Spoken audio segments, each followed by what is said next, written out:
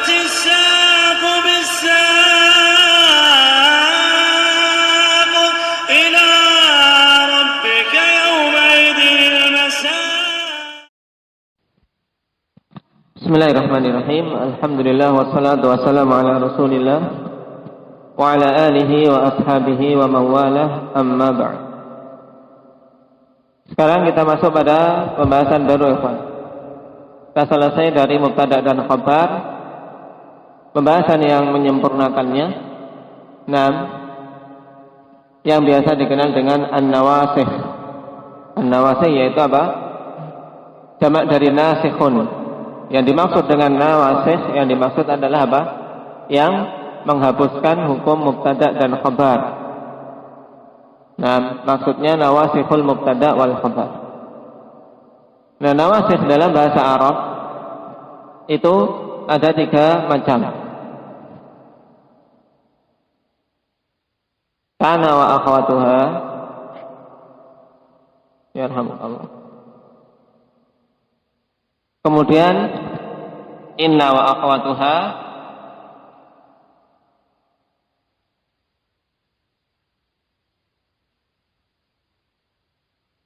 dan yang terakhir donna wa akhwatuha.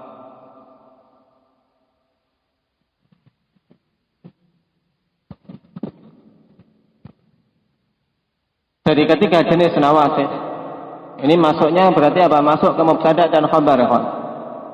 Masuk ke mubtada wal khabar, kemudian menghapus hukum mubtada dan khabar. Yang mubtada itu asal hukumnya apa? Mubtada hukumnya apa?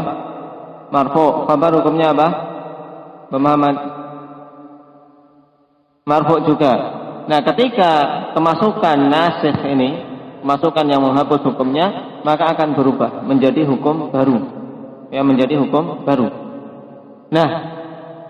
Perkara-perkara yang mengubah itu dalam bahasa Arab terdiri dari 3 jenis. Kana dan teman-temannya, idna beserta teman-temannya, dan donna beserta teman-temannya.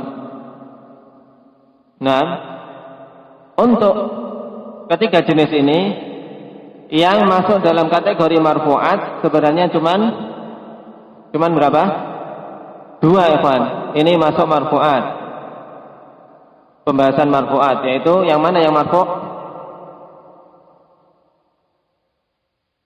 Pada isim kananya. Pada isim kananya. Sedangkan inna yang marfu' yang mana? Pada khabar kananya. Khabar apa? Inna.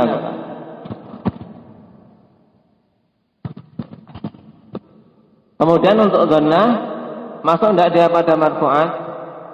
Tidak ada. Karena apa? Pada dhanna semuanya adalah mansub. Cuman biasanya dalam kitab-kitab nahwu digandingkan penyebutannya, kenapa? Untuk sekalian menggabungkan pembahasan nawasih. Ya. Baik, sekarang kita mulai dari kana, ya kawan. Kana ada hal-hal pokok yang perlu diketahui. Pada kana wa akhwatuha. Ini semuanya dikatakan oleh para ulama nahwu adalah af'al naqisah.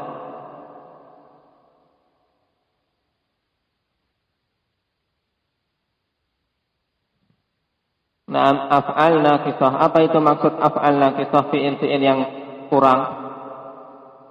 Kenapa? Karena fi'il-fi'il ini, ikhwan, tidak sesempurna fi'il yang lain. Dia memiliki kekurangan. Baik. Dia memiliki kekurangan. Baik. Ada khilaf di kalangan para nahwiyin tentang apa sisi kekurangan yang ada pada kana dan akhwatnya. Jumhur nahwiyin mengatakan kurangnya kana dan akhwatnya dari sisi karena dia hanya menunjukkan apa? Menunjukkan zaman saja. Ya, karena dia hanya menunjukkan zaman. Padahal pada suatu fi'il harus menunjukkan apa? Abdul Razak.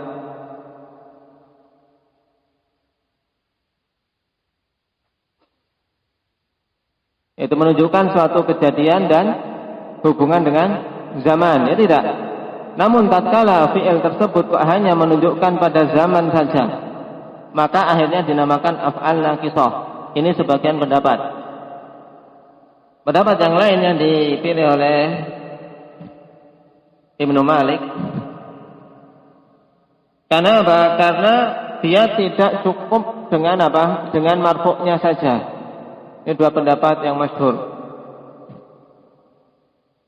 Baik, ini antum harus tahu kenapa disebut af'al naqisah. Yang pertama tadi apa? Yang paling mudah sudah ambil jumhur saja. Nah,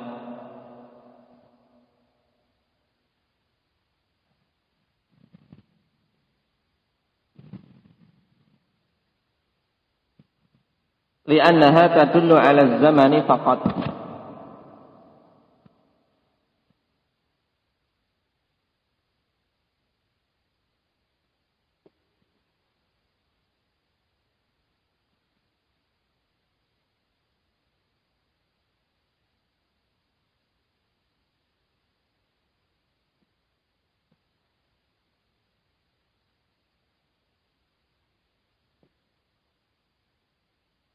Ya. Kalau ditanya kenapa dinamakan fi'il yang naqis, apa ini? Kenapa kana dan akhwatnya dihukumi sebagai fi'il yang naqis, fi'il yang kurang?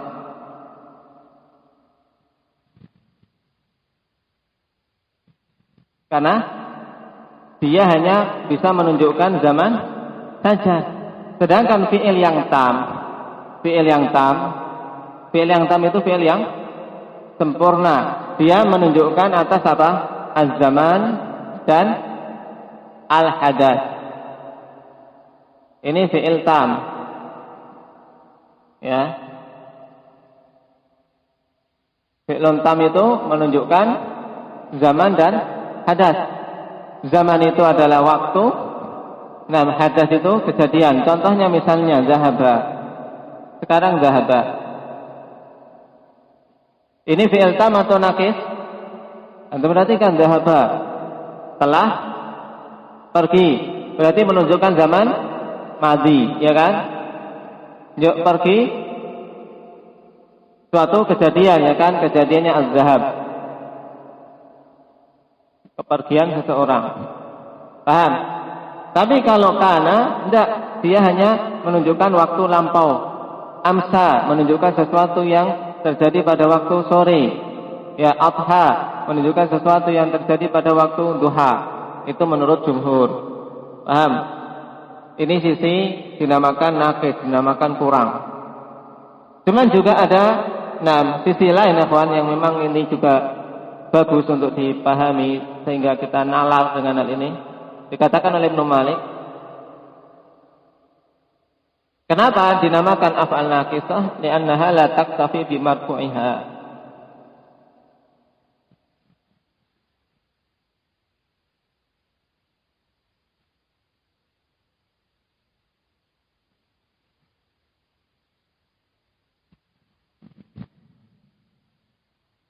Karena dia tidak mencukupkan diri dengan marfu'nya saja, beda dengan kebiasaan fi'il-fi'il secara umum.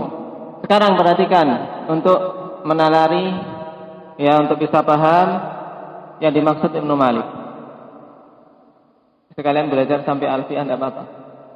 Tapi ini memang dasar banget, bagus. Untuk kalian kalau nalar ini bagus. Zahaba Zaidun. Zahaba Zaidun. Perhatikan kata zahaba Zaidun. Zahaba Zaidun. Bagaimana kalau nerjemahkan antum? Oke. Masih gitu lagi. Siapa lagi? Zaid telah pergi. Ya. Keluar. Aduh. Zaid telah pergi. Ya, kalau menerjemahkan dibalik yang bagus. Zaid telah pergi. Perhatikan zahaba Zaidun. Ini tam atau naqis? Antum cek. Dia mencukupkan diri dengan marfu'nya mana di sini marfu'nya zahaba? Zahaba kan fi'il madhi. Dia butuh apa? Butuh marfu' yang berupa fa'il atau naibul fa'il, ya kan? Di sini butuhnya apa? Fa'il. Berarti cukup. Zahaba Zaidun sudah cukup, ya kan? Tapi berbeda dengan apa di sini? Misalnya Kana Zaidun. Kana Zaidun. Gimana? Enggak cukup. Ya kan? Enggak bisa memiliki makna, ikhwan. Ketika dia fi'il naqis, harus ada mansub yang menyempurnakan. Kana Zaidun Nasraniyan misalnya. Dulu Zaid seorang Nasrani fa aslama, kemudian masuk Islam. Paham? Nah, inilah yang dimaksud dengan sisi kekurangan kana dan teman-temannya, karena tidak bisa mencukupkan dengan marfu'nya saja. Kana Zaidun tidak bisa, beda dengan zahaba Zaidun. Nah, qara'a Zaidun, jalasa Zaidun, itu sudah sempurna itu. Paham? Tapi ketika dia kana dan teman-temannya, tidak cukup dengan sekedar menyebutkan marfu'nya saja, kana Zaidun, gitu tidak bisa. Ini sisi kekurangan, dipahami dengan baik. Kalau antum nalar ini akan bisa membedakan nanti mana yang kana tam dan kana naqis. Karena itu penting. Nah, penting.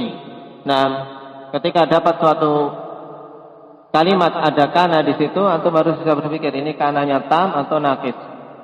Nah, untuk mengetahuinya dilihat apakah kana ini yang diinginkan hanya sekedar menunjukkan zaman saja ataukah tidak. Baik. Ini yang pertama. Yang kedua, ikhwan, amal. Amaluha. Kalau ini amaluha sudah sering antum dapati. Apa amalan dari kana wa akhwatiha? Apa Abdul Salam?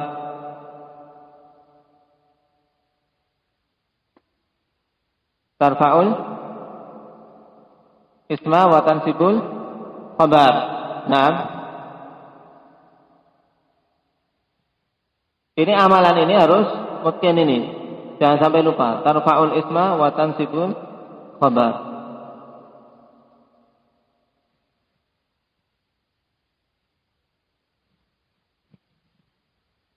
Ini amalan dari kana. Dia merofakkan isim dan menasabkan khabarnya. Nah, disinilah ikhwan, kenapa dia dinamakan sebagai fi'il nasih. Ya, fi'il nasih. Karena dia menghapus hukum mubtada dan khabar. Mubtada dijadikan sebagai isimnya dan khabar dijadikan sebagai khabarnya. Seperti misalnya, Muhammadun naimun. Ya, ada namanya Muhammad enggak? Hah? Ada enggak? Hah? Ada Muhammad Nabil. Muhammadun naimun. Sekarang Muhammadun naimun di i'rab Nabil. Muhammadun naimun. Jangan diubah jadi ana ya.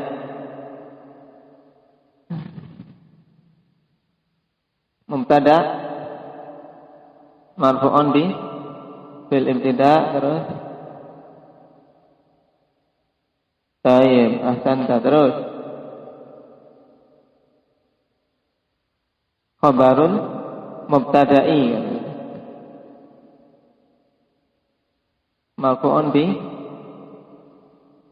fil apa?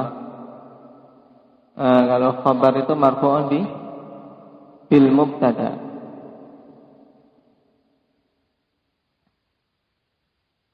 Baik, Muhammad berarti intinya apa? Mubtada, naimun sebagai khabarnya, kedua-duanya marfu'.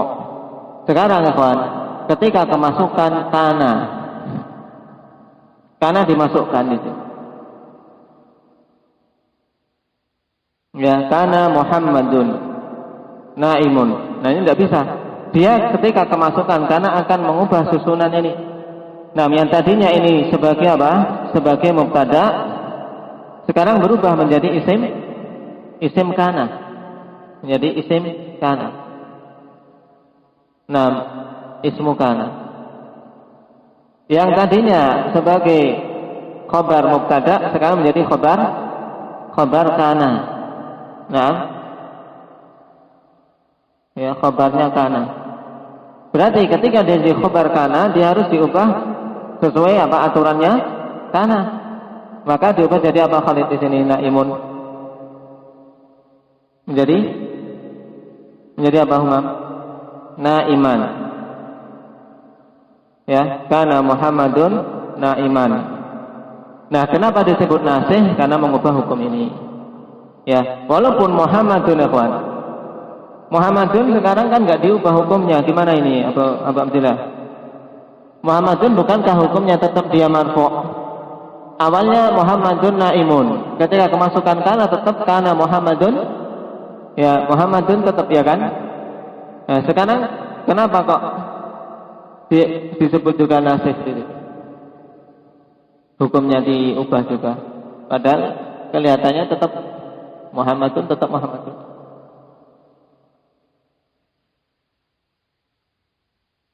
Namanya. Terus? Gimana? Aba Mahi? Itu tetap hukumnya marfu', tetap marfu'. Awalnya marfu', sekarang marfu' juga. Dia mengalami perubahan enggak? Iya, atau enggak? Enggak berubah. Berarti sudah enggak usah dikatakan nasikh. Berarti harusnya apa? Nawasikh khabar gitu aja. Nasikhul khabar.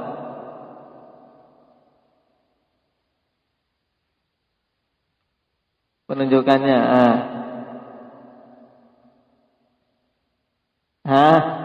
Apa yang lain? Apa? Nah di situ, ya ahsanta. Nah dia berubah, khwanifillah berubah dalam kedudukannya. Walaupun hukumnya sama marfu', ya kan? Hukumnya Muhammadun tetap marfu', ya kan? Tapi awalnya dia sebagai mubtada, yang amilnya adalah ibtida. Sekarang ketika kemasukan kana Muhammadun naiman, maka dia berubah hukumnya. Hukumnya tadinya sebagai mubtada, sekarang menjadi isimnya kana. Paham Iqbal?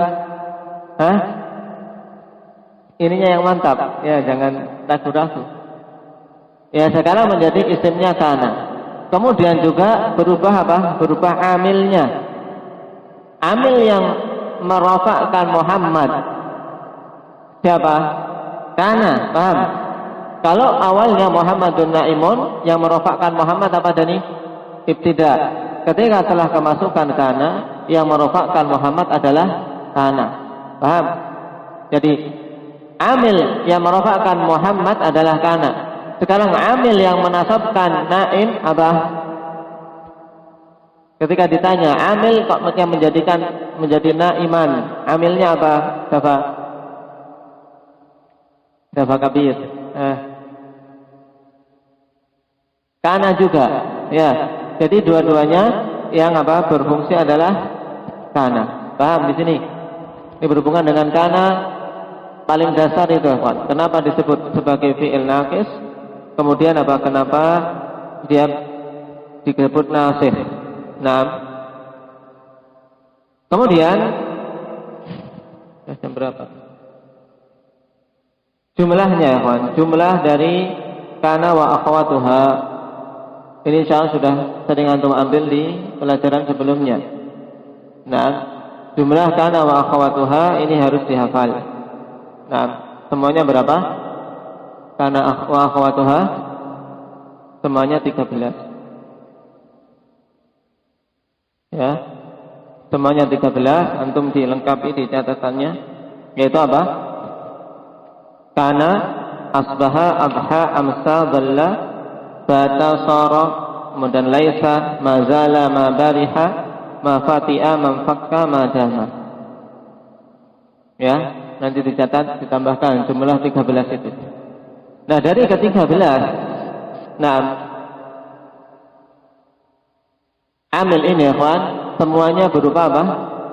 Berupa fi'il. Paham? Semuanya berupa fi'il itu. Untuk kana dan akhwatnya semuanya berupa fi'il. Nanti untuk inna dan akhwatnya semua berupa apa? Berupa huruf atau isim atau fi'il? berupa huruf. Sedangkan dhanna wa akhawatuha berupa fi'il. Ya, berupa fi'il. Nah, sekarang kita ke kana wa akhawatuha. Dari ketiga belas itu akhwan bisa digolong-golongkan dari sisi sisi ada tidaknya syarat. Menjadi 3 golongan. Cuman itu bisa saja ya. Nah, antum catat dulu itu. Nah, juga masukkan tentang apa? Tentang kana wa akhwatuhanya. Itu perincian kita akan dapati di awamil nanti. Setelah ini lebih rinci di kitab awamil saja. Sehingga antum tidak perlu nulis banyak-banyak. Di kitab awamil perincian kana, kemudian juga apa? Penggolong-golongannya di sana. Yang penting antum pahami ini dulu. Penalaran paling dasar ini dan harus diingat. Baik, barakallahu fiikum wa nafa'ana.